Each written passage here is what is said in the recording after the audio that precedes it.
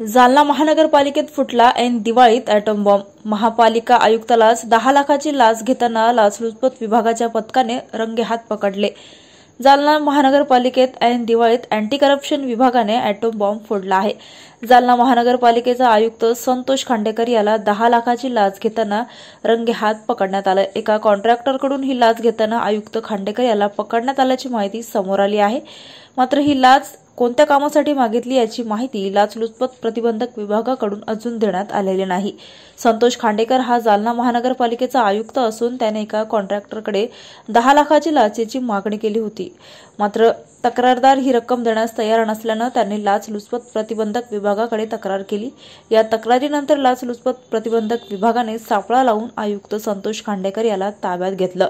तसेच त्याच्या शासकीय निवासस्थानाची झाडाझडती घेण्याचं काम रात्री उशिरापर्यंत सुरू होतं।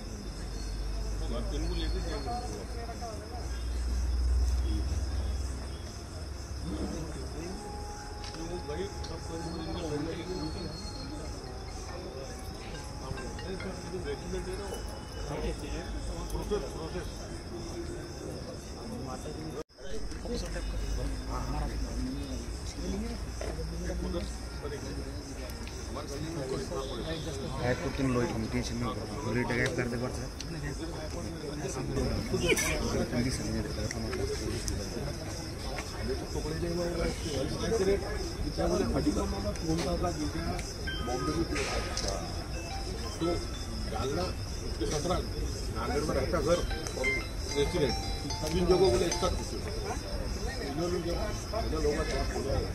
उन्होंने लातूर पुलिस की बोली करेगा।